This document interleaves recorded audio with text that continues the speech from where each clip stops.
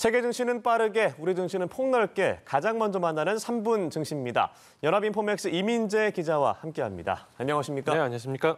네, 먼저 간밤에 미국 증시 상황부터 정리해 주시죠. 네, 지난밤 미국 주식시장은 상승세를 이어갔습니다. 네. 종가를 살펴보면 우량주를 모아놓은 다우지수가 0.46% 오른 38,852.27포인트로 장을 마쳤고요. 대형주 중심의 S&P 500 지수가 1.03% 상승한 5,180.74포인트로 마감했습니다. 그리고 기술주 중심의 나스닥 지수도 1.19% 뛴 16,349.25포인트로 거래를 마쳤습니다. 이게 지난주 금요일에 발표된 미국 고용지표가 둔화한 것으로 확인됐고 또 미국 중앙은행인 연방준비제도 당국자들이 통화 완화적인 발언을 내놓으면서 금리 인하 기대감이 되살아났다는 평가입니다. 네, 연준 당국자들이 구체적으로 어떤 발언을 좀 내놨나요? 네, 연준 당국자들이 아직은 물가나 성장률 같은 경제 지표들을 살펴보고는 있지만 금리가 결국에는 내리게 될 거라는 점을 강조했습니다. 네. 먼저 존 윌리엄스 뉴욕 연방준비은행 총재가 이 컨퍼런스에서 모든 데이터를 살펴보고 있다.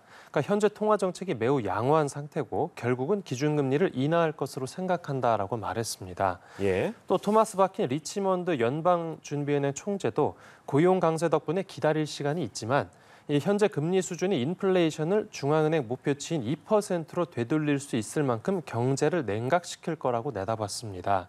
그러니까 두 사람 모두 지표를 봐야겠지만 금리 인하에 더 무게를 실으면서 금융시장 투자자들을 안심시킨 겁니다.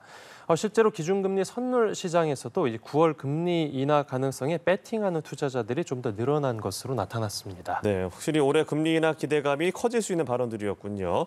자, 그럼 주요 종목별 특징도 살펴볼까요?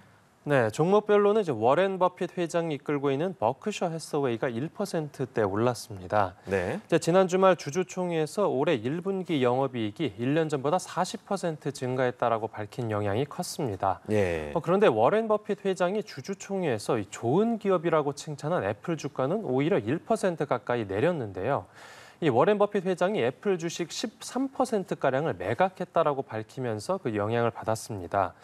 그 매각 이유를 두고서 다양한 추측이 나왔는데 올해 애플 주가가 10%나 넘게 빠졌는데 워렌 버핏 회장이 앞으로 애플 전망까지 좀 부정적으로 본 것 아니냐라는 추측이 나왔습니다. 예. 하지만 워렌 버핏 회장은 매도에 대해서 그 세금 관련 이유일 뿐이었다라고 설명했습니다. 네, 칭찬을 해놓고 대량 매각했다니 반응이 좀 이상하게 나올 수도 있을 것 같습니다. 자, 우리 증시도 살펴보죠. 어제는 쉬어갔고 이 지난주 코스피 시장 상황 어땠습니까?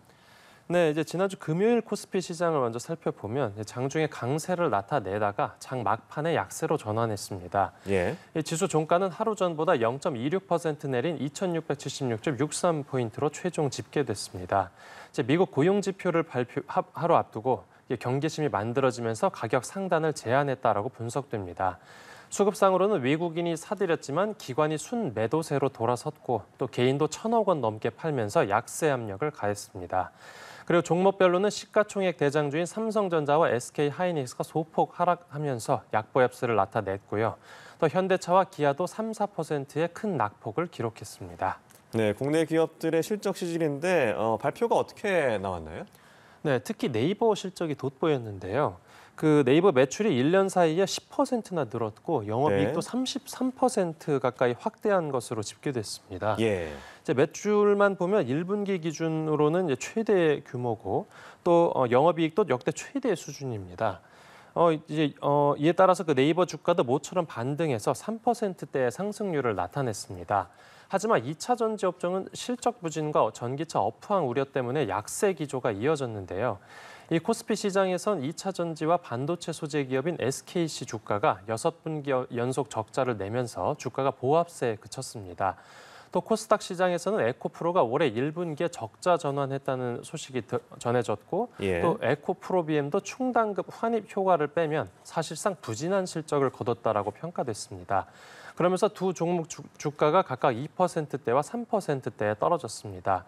그리고 2차 전지에 이어서 바이오 종목들 주가도 잇따라 내리면서 코스닥 지수 전체적으로는 0.22% 하락해서 장을 마쳤습니다. 네, 네이버는 어닝 서프라이즈를 보여줬지만 2차 전지 바이오 종목들은 좀 부진한 모습을 보였습니다. 자, 끝으로 이번 주 코스피 전망도 짚어주시죠. 네, 이번 주는 미국에서 되살아난 이 금리 인하 기대감이 국내 시장 반등으로 이어질지 주목됩니다.